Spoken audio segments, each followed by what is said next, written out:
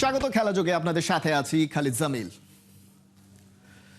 অবশেষে এলো সেই আনুষ্ঠানিক ঘোষণা, বাংলাদেশের কোনো কথাই রাখা হলো না। টাইগারদের বাদ দিয়েই নতুন করে সাজানো হলো এবারে টি-20 বিশ্বকাপের ফিক্সচার, আর সেখানে বাংলাদেশের জায়গায় নতুন নাম স্কটল্যান্ড। নিজেদের ওয়েবসাইটে প্রকাশিত বিজ্ঞপ্তিতে এসব তথ্য জানিয়েছে আইসিসি। তাই ইতিহাসে প্রথমবারের মতো কোনো টি-20 বিশ্বকাপ মিস করতে যাচ্ছে টাইগাররা। রিপোর্টে বিস্তারিত। এমনটাই হওয়ার কথা ছিল। বাংলাদেশ যে আসন্ন টি-20 বিশ্বকাপে খেলছে না সেটার একটা আনুষ্ঠানিক ঘোষণার অপেক্ষা ছিল কেবল, সেটাও এসে গেল এবারে। পরিষ্কার রোমান হরফে লেখা, টি-20 বিশ্বকাপে বাংলাদেশের রিপ্লেসমেন্ট হিসেবে নেওয়া হচ্ছে স্কটল্যান্ডকে।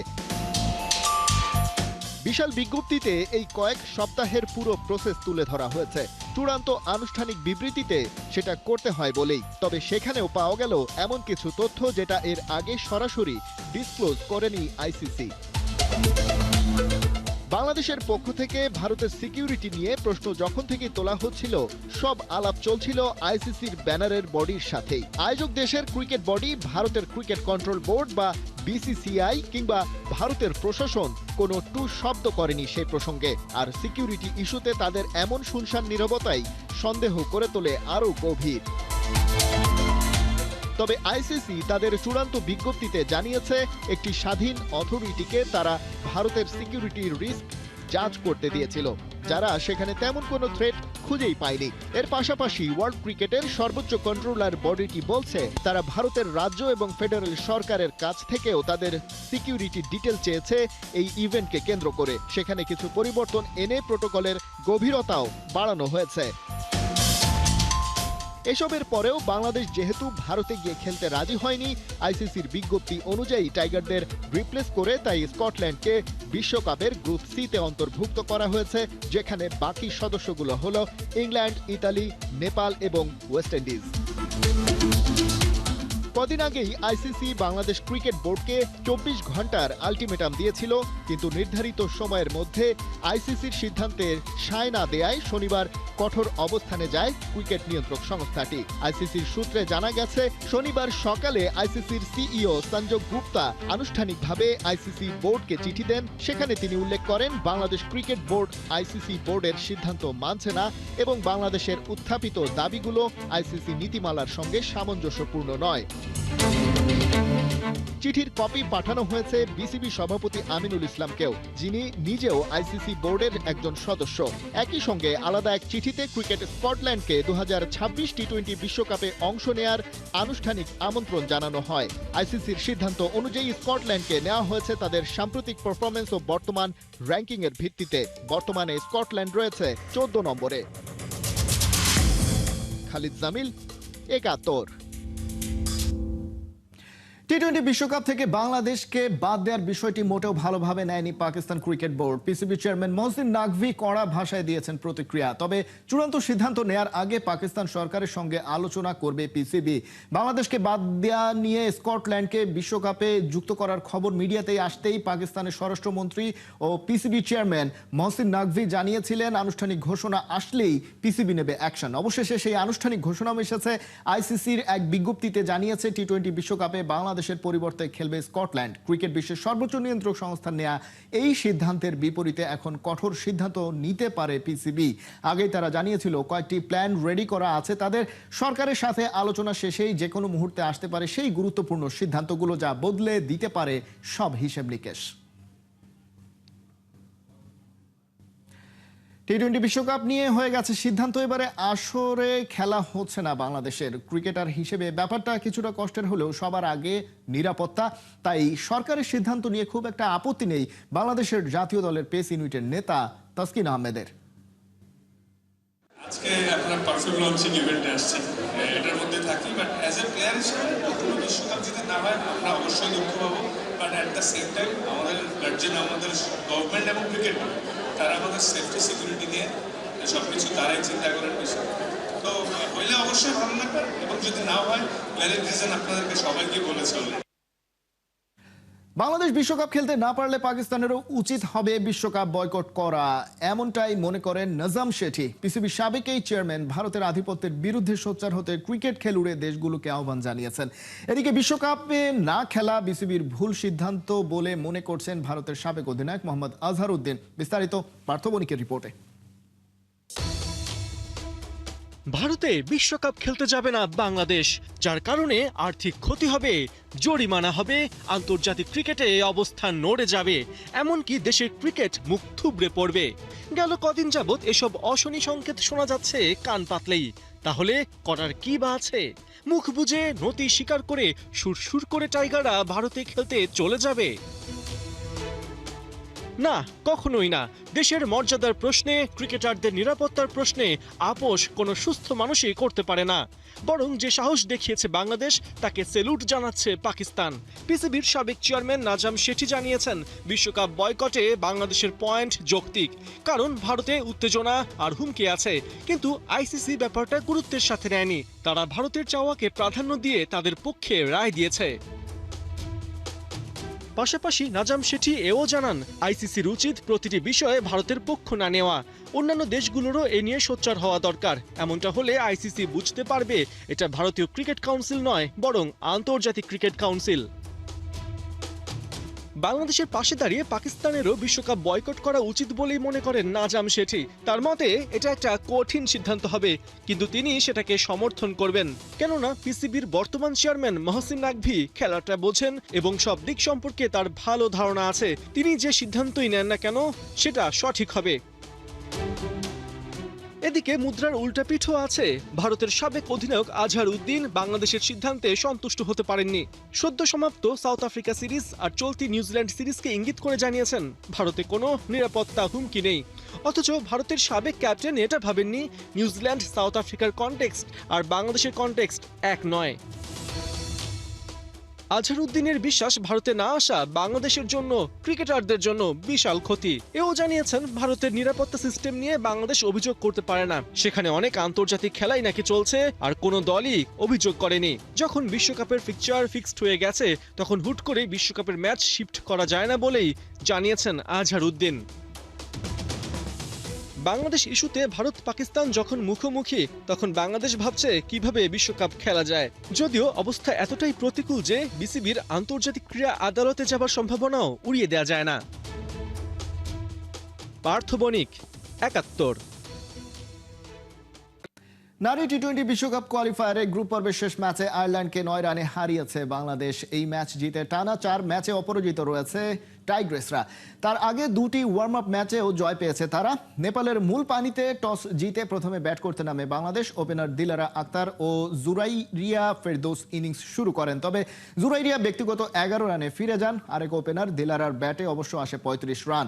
শারমিন আক্তার সর্বোচ্চ ৫২ রানের ইনিংস খেলেন। শেষ দিকে সুবহানা মুস্তারির ১৬ বলে ৩০ রানে ৭ উইকেট হারিয়ে ১৫৩ রানে থামে বাংলাদেশ। জয়ের জন্য ১৫৪ রানের টার্গেটে ব্যাট করতে নেমে শুরুটা ভালোই করে আয়ারল্যান্ড।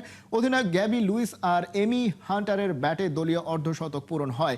গ্যাবি লুইসের দারুণ ইনিংসটি শেষ হয় ৭৩ রানে। এরপর আইরিশরা ব্যাটাররা কেবল ব্যবধান কমিয়েছে। শেষ পর্যন্ত বাংলাদেশ ম্যাচটি জিতে নেয় ৯ রানে। টাইগ্রেসদের পক্ষে বল হাতে স্বর্ণা আক্তার ২টি, রাবেয়া খান ১টি উইকেট নিয়েছেন।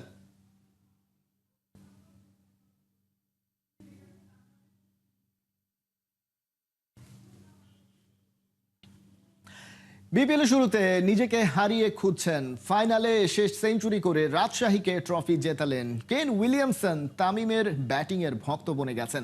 তামিমও এই কিউইর কাছে পরামর্শ নিয়েছেন। বিস্তারিত নাহিয়ান বিন জসিম জানাচ্ছেন। দারুণ একটা সেঞ্চুরি, দারুণ একটা সেলিব্রেশন। কাকে আসলে সেই সেঞ্চুরিটা উৎসর্গ করেছেন সেটা দূর থেকে দেখে আমরা মোটামুটি বুঝতে পেরেছি। তারপর একটু পেছনের গল্পটা শুনতে চাই তানজিদ তামিমের কাছ থেকে। তানজিদ তামিম, এটা কি আপনার সোফার ক্যারিয়ারের বেস্ট ইনিংস কিনা? ফার্স্ট অফ অল আলহামদুলিল্লাহ, এই প্রথমবার বিপিএলে ফাইনালে উঠেছি এবং প্রথমবার চ্যাম্পিয়ন হওয়ার স্বাদটা পেয়েছি, তো আল্লাহর কাছে লাখো কোটি শুকরিয়া। আর সেঞ্চুরির যেটা কথা বললেন, আমি সবসময় চেষ্টা করি যে টিমকে ভালো কিছু কন্ট্রিবিউট করার। হয়তো বা লাস্ট কিছু ম্যাচে আমি ওইভাবে কন্ট্রিবিউট করতে পারি না, চেষ্টা ছিল যদি ভালো শুরু করতে পারি তো ইনশাল্লাহ কি কত লম্বা খেলা যায়, সেটা চেষ্টা করছি আজকে। একটু আগে থেকেই ভেবে রেখেছিলেন যে সেঞ্চুরিটা করলেই নিজের সহধর্মীকে বা স্ত্রীকে আসলে সেটা উৎসর্গ করবেন এভাবে, মানে ওটা ওই মোমেন্টটা কেমন ছিল যখন দেখাচ্ছিলেন হার্ট সাইনটা? না সত্যি এটা অনেক স্পেশাল ছিল, কারণ যখন আমি 90s-এর ঘরে ছিলাম তখন মাথায় আসছিল জিনিসটা, যদি সেঞ্চুরি যদি হয়ে থাকে ইনশাল্লাহ তাইলে এরকম একটা সেলিব্রেশন করব। তো আলহামদুলিল্লাহ সেটা হয়েছে। আপনার দলে একজন বিখ্যাত ক্রিকেটার যোগ দিয়েছেন, 2টা ম্যাচ খেলেছেন, কেন উইলিয়ামসনের কথা, একসঙ্গে ব্যাট করেছেন উইকেটে। কি কথা হচ্ছিল যখন সেঞ্চুরি করছিলেন, মানে ওই পথে ছিলেন তখন আপনাকে আসলে কিভাবে উৎসাহিত করছিল, বা যখন ফিরে আসলেন সেঞ্চুরি করে আসলে আপনাকে কিভাবে বাহবা দিচ্ছিলেন আর কি? না অনেক পছন্দের একটা প্লেয়ার আমার কেন উইলিয়ামসন, টিভিতে অনেক খেলা দেখেছি তার সাথে এরকম খেলার সৌভাগ্য, উইকেটে ব্যাটিং করতে পারছি। সে আমার ব্যাটিং স্টাইল দেখে সে অনেক প্রশংসা করছে আমার, এবং মিন দ্য মিডলে আমার অনেক সাহস জুগিয়েছে। কি বলছিলেন ব্যাটিং স্টাইলটা দেখে? না যেটা আসলে খুব বেশি ভালো লেগেছে এরকম একজন প্রিয় ক্রিকেটার আপনার? সে আমার সব শটে আমাকে অনেক ইন্সপায়ার করেছে, এটা হচ্ছে মেইন জিনিস। তো সবসময় আমাকে ওই সিচুয়েশনে আমার কীভাবে ব্যাটিং করা উচিত এবং কোন বলারটা টার্গেট করা উচিত সে এগুলো বলে আমরা হেল্প করছে, আর আমিও অন্য পাশ থেকে তার ব্যাটিংটা এনজয় করছি। যখন আপনি ড্রেসিং রুমে ফিরে আসলেন কেন উইলিয়ামসনের সঙ্গে যখন ট্রফি জয়ের পর কথা বলছিলেন, কোন একটা স্পেশাল কথা কি আছে যেটা আপনার ইন্টারন্যাশনাল ক্যারিয়ারে অনেক বেশি কাজে লাগতে পারে? কোন একটা টিপস নিয়েছেন যেটা নিজে থেকে গিয়ে? না, আসলে জেতার পরে এখন ওরকম সিচুয়েশন হয়ে ওঠে নাই। টিম হোটেলে যাওয়ার আমার কাছে মনে কালকে ওর ফ্লাইট, তো আমি অলরেডি কোচকে বলে রাখছি যে ওর সাথে আমি কিছু কথা বলতে চাই, তো হোটেলে গেলে ইনশাল্লাহ চেষ্টা করবো। সেলিব্রেশন কিভাবে করবেন? ভাবিকে তো উৎসর্গ করলেন, ডেডিকেট করলেন, হার্ট সাইন দেখালেন, এখন কি ঘুরতে টুরতে নিয়ে যাবেন কোথাও, এরকম প্ল্যান করেছেন? এখনো প্ল্যান করি না, তবে সামনে যেহেতু আমাদের একটা ছুটি আছে লম্বা, তো চেষ্টা করবো ইনশাল্লাহ একটু ফ্যামিলিকে টাইম দেওয়ার। বেস্ট অফ লাক, আরও এরকম ইনিংস খেলুন, আরও এরকম হার্ট শেপ দেখান। অনেক ধন্যবাদ।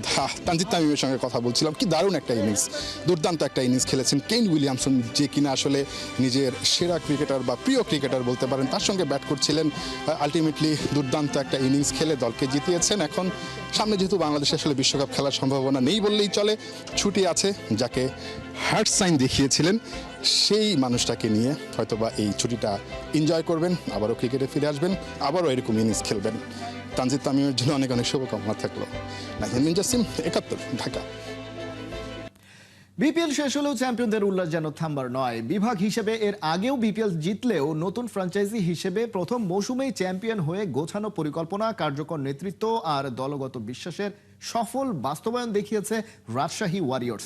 মাঠের উল্লাস ছাপিয়ে সেই আনন্দ এখন ছড়িয়ে পড়েছে ঢাকা টিম হোটেল পর্যন্ত, আর সেই গল্পই জানাচ্ছেন জুবাইর নূর। মিরপুর শেরেবাংলা জাতীয় স্টেডিয়ামের ফ্লাডলাইট নিভে গেছে আগেই, কিন্তু রাজশাহী ওয়ারিয়র্সের শিরোপা উল্লাস যেন থামেনি। মাঠে ট্রফি উঁচিয়ে ধরার যে আনন্দের শুরু, সেই রেশের দেখা মিলেছে ঢাকার শেরাটনে টিম হোটেলে আয়োজিত এক প্রাণবন্ত উদযাপনে। রাজশাহী বিভাগের নতুন ফ্র্যাঞ্চাইজি হিসাবে প্রথমবার অংশ নিয়েই শিরোপা জয়ের উচ্ছ্বাস লুকাননি রাজশাহী ওয়ারিয়র্সের মালিকানায় থাকা নাবিল গ্রুপের প্রধান নির্বাহী কর্মকর্তা মোহাম্মদ আমিনুল ইসলাম। দলের এই সাফল্যে খেলোয়াড়দের প্রাপ্য সম্মান নিশ্চিত করতে বোনাস দেওয়ার বিষয়টিও গুরুত্ব দিয়ে বিবেচনার কথাও জানান তিনি। একই সঙ্গে অধিনায়ক নাজমুল হোসেন শান্তর ওপর আস্থার জায়গাটাও স্পষ্ট করে দেন, যে নেতৃত্বে রাজশাহী পেয়েছে নতুন পরিচয়। বোনাসের জন্য আমাদেরও একটা কমিটি আছে, সে কমিটি সিদ্ধান্ত নেবে যে কিভাবে বোনাস দেওয়া যাবে, কত দেওয়া যাবে, কত দেওয়া যেতে পারে। অবশ্যই অফিসে সে বিষয়টা অবশ্যই আমাদের যারা ক্রিকেটার আছে, ক্যাপ্টেন আছে, কোচ আছে, সম্মিলিতভাবে আলোচনা করে প্রতিবারই সিদ্ধান্ত নিয়ে হয়েছে, এবারও সিদ্ধান্ত নেওয়া হবে।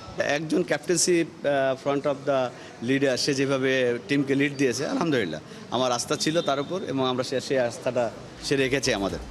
এই শিরোপা শুধু একটি দলের নয়, বরং একটি দীর্ঘ ক্রিকেট যাত্রার স্বীকৃতি। খেলোয়াড় হিসেবে দেশের ক্রিকেটের কঠিন সময় কাছ থেকে দেখা হান্নান সরকার আজ ঢাকাউটের নীরব কৌশল থেকে রূপ নিয়েছে শিরোপাজয়ী কোচে। জাতীয় দলের নির্বাচকের দায়িত্ব ছেড়ে পুরোপুরি কোচিংয়ে মনোযোগী হওয়ার সিদ্ধান্ত যে সঠিক ছিল, তার প্রমাণ মিলেছে একের পর এক সাফল্যে। ডিপিএল এর পর এবার বিপিএল ও ট্রফি, ভবিষ্যতেও একই দায়বদ্ধতা নিয়ে কাজ করার অঙ্গীকার হান্নান সরকারের কণ্ঠে। লাস্ট এক মাস হয়তো মাঠে আপনারা আমাদেরকে দেখেছেন, বাট এই কাজ কিন্তু শুরু হয়েছিল আরও আগে থেকেই। সো সেই কাজটা যখন শেষ হয় এবং এরকম একটা ট্রফি, একটা আনন্দের মাধ্যমে, আমার মনে হয় এটা অনেক সময় ভাষায় প্রকাশ করা যায় না। আহ্বানের এই ট্রফি, রাজশাহীর ট্রফি আমাকে দায়িত্ব বাড়িয়ে দিয়েছে, আমি এইভাবে চিন্তা করি। আমি এই অ্যাচিভমেন্টগুলো পেয়েছি আমার প্রতিটা মানুষের ভালোবাসা এবং দোয়া থেকে। সো তাদের এই ভালোবাসার দোয়াটা আমাকে যদি বজিয়ে রাখতে হয়, আদায় করে নিতে হয়, নিশ্চিতভাবে ভালো কাজের মাধ্যমেই করতে হবে। এই উদযাপন ছিল না উচ্চস্বরের চিৎকারের, ছিল তৃপ্তির, ছিল দীর্ঘ অপেক্ষার শেষে পাওয়া স্বস্তির। তবে একটা বিষয় পরিষ্কার, গোছানো পরিকল্পনা, স্পষ্ট ভূমিকা আর অটুট দলগত বিশ্বাসই এনে দিয়েছে এই শিরোপা। জুবায়ের নূর, 71। বাংলাদেশের ইতিহাসের সফলতম ক্রীড়া সংগঠক আরাফাত রহমান কোকোর 11তম মৃত্যুবার্ষিকী আজ। বিসিবির গেম ডেভেলপমেন্ট বিভাগের সাবেক এই চেয়ারম্যান প্রয়াত আরাফাত রহমান কোকোর কবর জিয়ারত করেছেন বিএনপির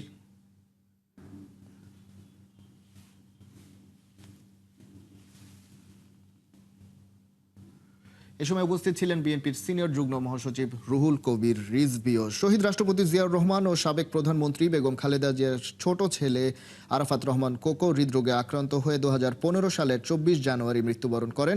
ক্রীড়াঙ্গনে ক্ষণজন্মা আরাফাত রহমান কোকো রেখেছেন নানা অঙ্গনে ব্যাপক অবদান, বিশেষ করে ক্রিকেটে।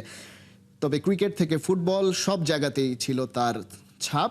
তাই তো 11তম মৃত্যুবার্ষিকীর ভোরে সবার আগে তার কবর জিয়ারতের মাধ্যমে শুরু হয় এই দিনের আনুষ্ঠানিকতা, যেখানে অন্যতম অংশ ছিলেন আমিনুল হক। এরপর বিএনপির আয়োজিত দোয়া মাহফিলে অংশ নিয়েছেন বাংলাদেশ জাতীয় দলের সাবেক গোলরক্ষক।